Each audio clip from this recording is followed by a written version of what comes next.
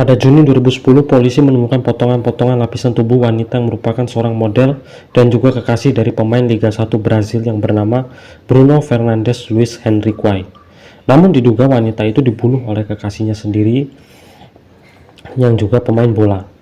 Lantas kenapa kok bisa setega begitu sampai menghabisi nyawa kekasihnya dengan cara brutal, apalagi sampai dipotong-potong seperti ayam? Ini dia kisah lengkapnya.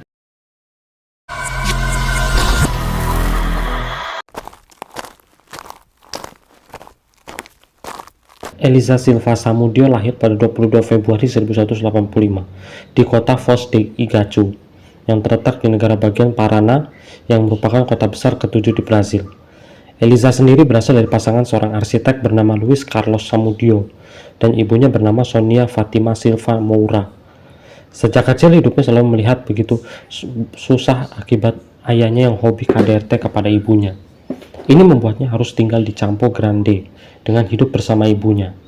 Elisa hidup bersama ibunya seorang diri karena mereka bercerai dengan ayahnya. Namun 1 tahun kemudian, Elisa kembali lagi ke rumah ayahnya. Hal ini lantaran pergantian hak asuh anak. Sejak saat itu, Elisa diurus lagi oleh bapaknya. Namun di sini dia tidak lagi bertemu dengan ibunya dan hanya sebatas komunikasi lewat telepon.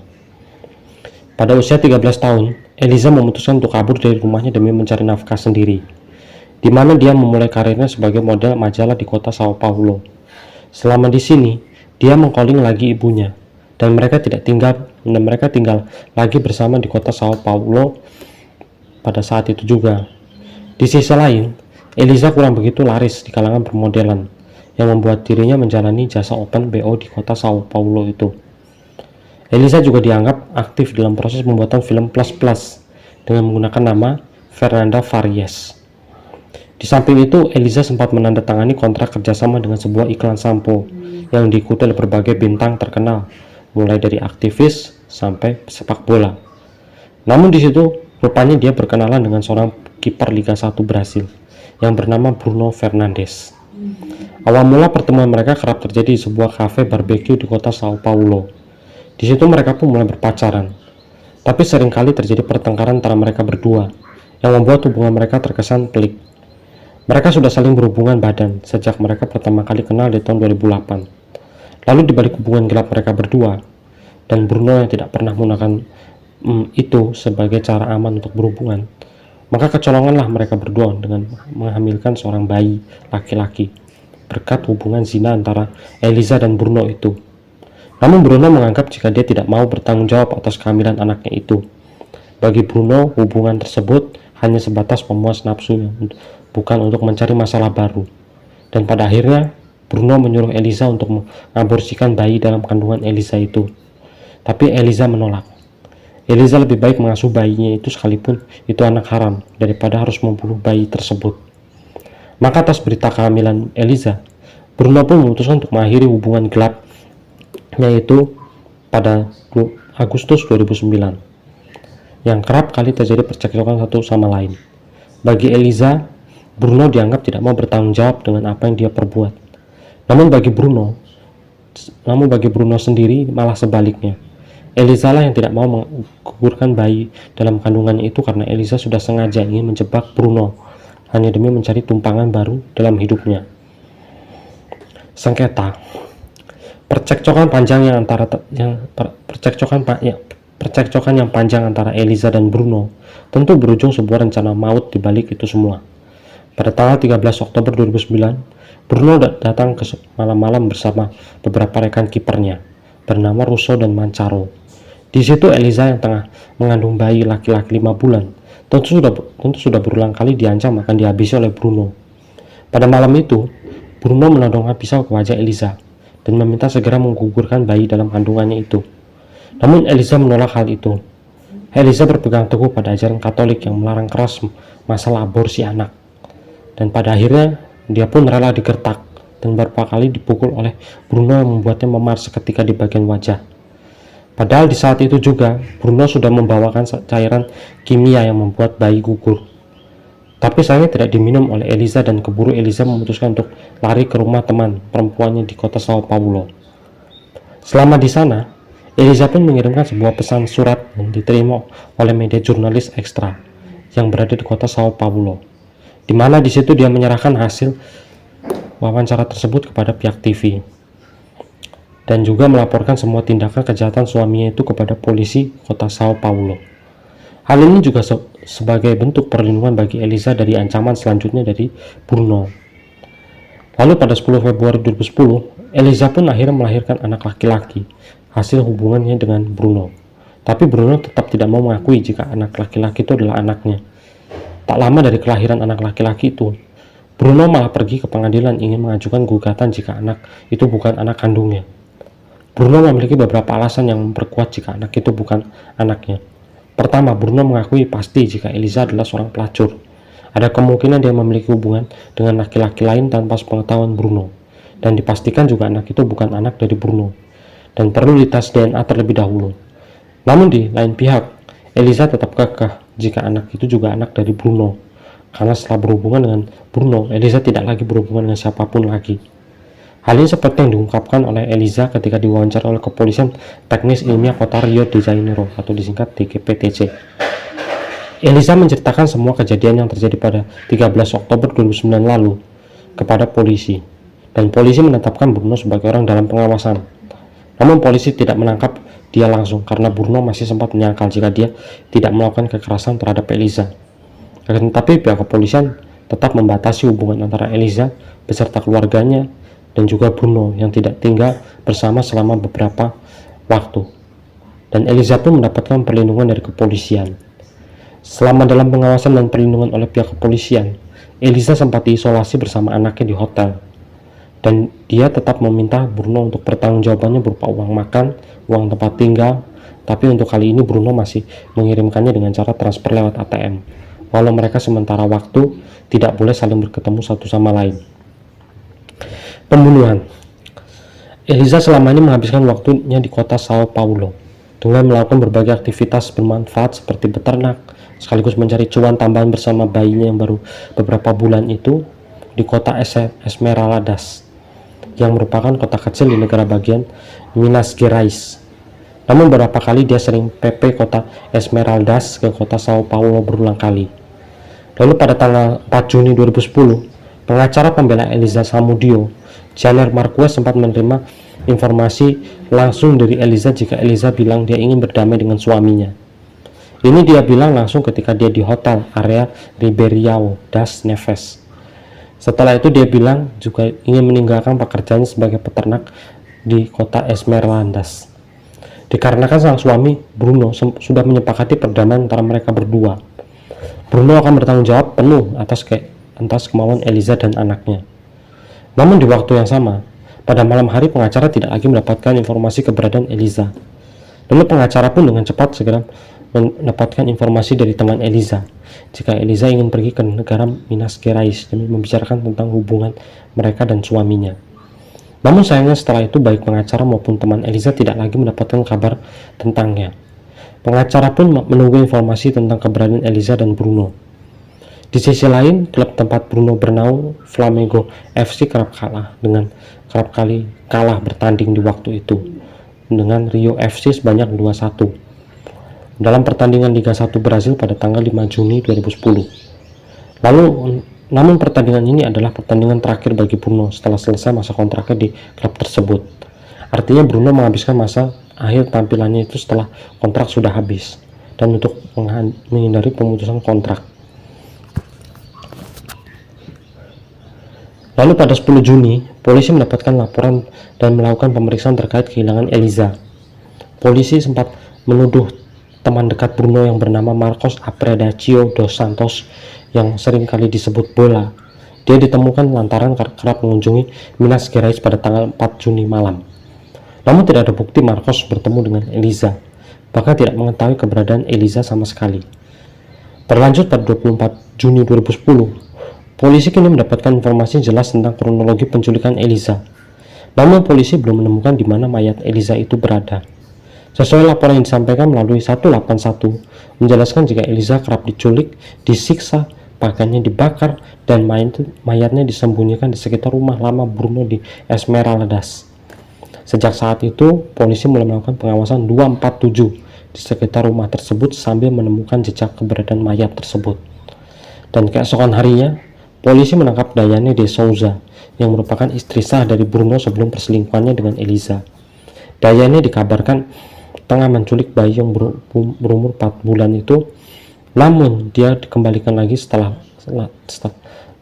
lama setelah itu, dan bayi itu dibiarkan di sebuah apartemen Belo Horizonte sambil menunggu pengasuh bayi selanjutnya. Lalu setelah polisi menginterogasi Diane, akhirnya polisi resmi menetapkan Bruno sebagai tersangka dalam kasus kehilangan Eliza.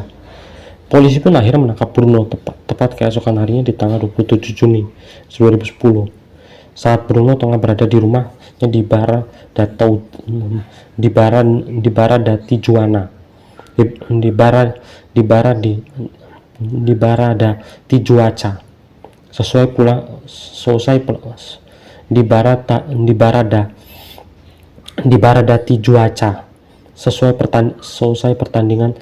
Selesai pertandingannya dan tengah beristirahat. Namun selama di persidangan, Bruno tidak mengakui jika dia adalah pelakunya. Ada seorang pengedar narkoba yang turut dalam menghabisi nyawa Eliza, di mana bagian tubuh Eliza ada yang dipotong, sebagian direbus, ada juga yang diberikan kepada makan anjing bulldog untuk dimakan tulangnya, sedangkan sisanya dikubur di balik beton untuk menghilangkan jejak mayat tersebut. Bruno juga sempat menyangkal jika di situ ada juga seorang mantan polisi yang terlibat dalam kasus itu. Mantan polisi itu bernama Marcos dos Santos. Pada 8 Juli 2010, polisi segera menangkap Marcos dos Santos di kediamannya di kota Paraná. Berdasarkan atas kejadian itu, mereka berdua resmi ditahan, sekalipun Bruno memberikan kesaksian jika masih ada beberapa orang yang terlibat dalam hal tersebut dan perlu diusut. Sementara itu anak dari Eliza yang kini terlantar resmi diminta oleh ibu Eliza untuk mengajukan diri sebagai pengasuh anak tersebut. Namun di sisi lain, bapak Eliza juga mengajukan permohonan di pengadilan untuk mengasuh bayi laki-laki itu. Akan tetapi sang ibu justru malah membantah jika mantan suaminya itu pernah melakukan pemerkosaan terhadap gadis 7 tahun di kota Paraná dan belum sempat dipidana beberapa tahun sebelum kasus hilangnya Eliza. Dan sang ibu pun memperkuat lagi jika mantan suaminya dahulu kerap melakukan KDRT baik kepada Eliza maupun kepada dirinya dan dirasa tidak cocok untuk mengasuh anak. Pengadilan Negara Rio de Janeiro resmi menetapkan beberapa tersangka, yakni Luis Henrique Romão, Marcos Apreciado dos Santos, Diane Rodrigues de Camo, Fernanda Gomes da Castro, Ellen Nilsson Vitor da Silva, dan Wewerson Marques das Souza. Selesai pernyataan Bruno lalu ke semua pelaku yang disebut oleh Hakim Pengadilan Kriminal 38 Rio de Janeiro kecuali Bruno resmi ditangkap 2 tahun setelah hilangnya Eliza. Mereka ditangkap setelah ketahuan melakukan aksi perampokan di kota Contagem di Minas Gerais.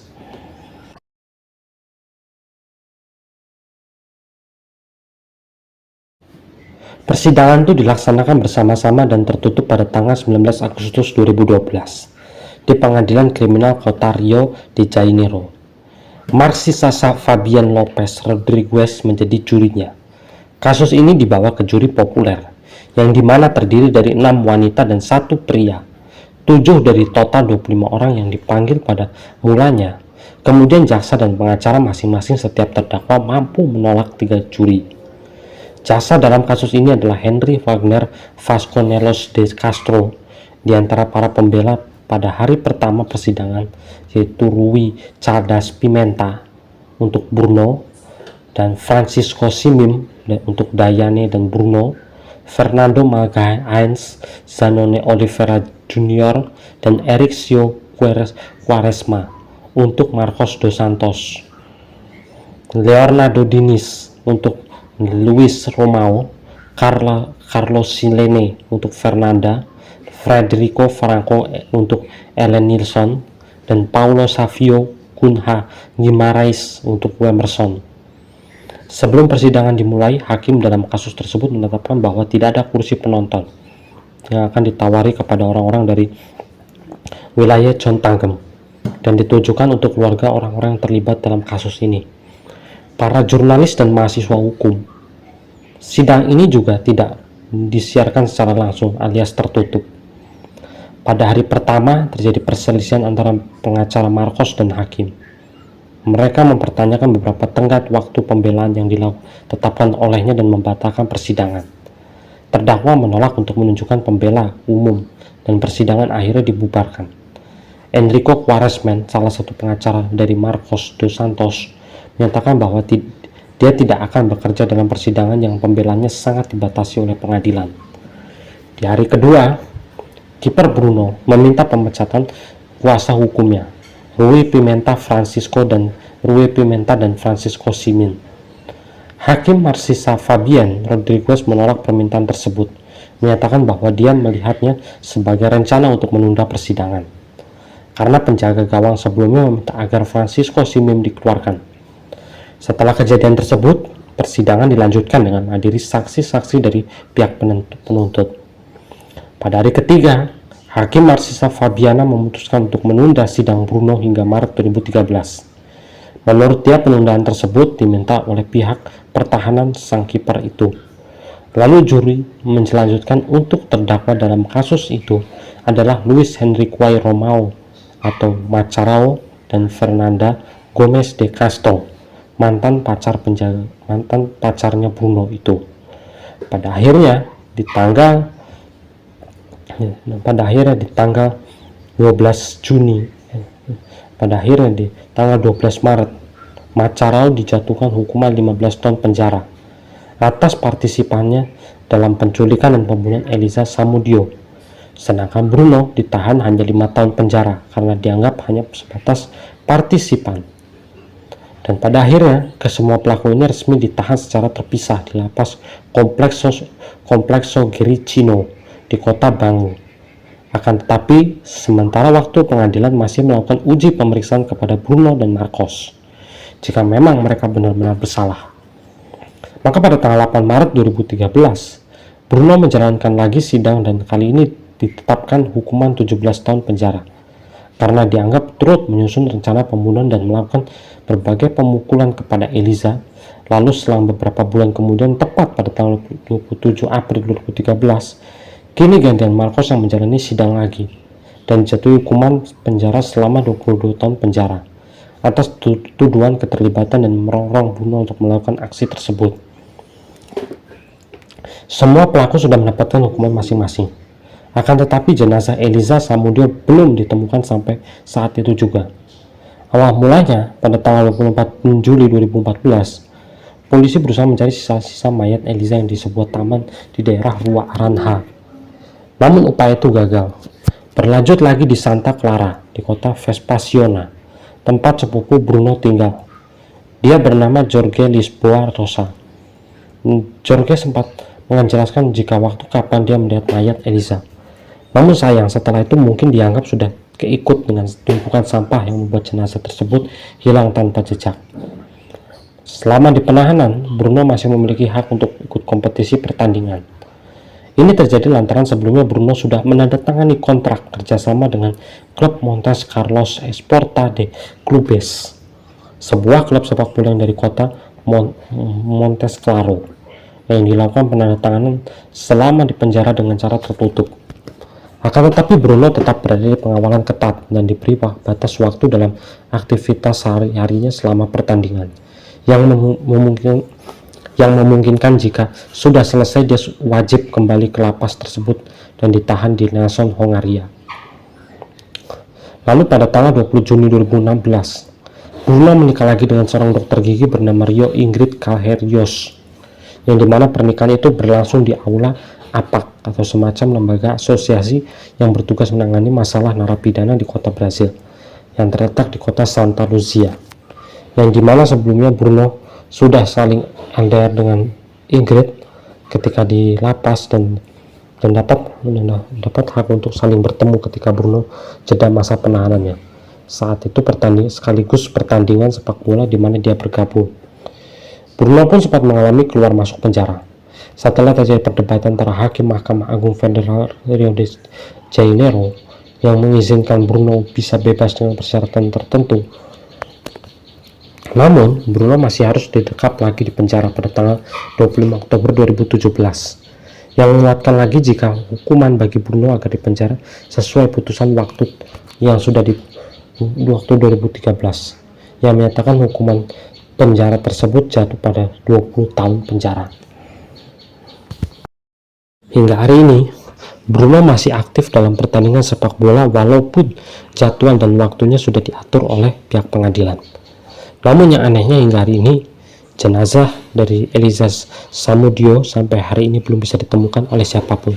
Sekalipun petugas investigasi sudah melakukan survei mendalam di seluruh hutan dan kota negara bagian di Brasil. Itu dia singkat ceritanya dari Elijah Samudio. Terima kasih sudah mendengarkan. Sampai jumpa di next video.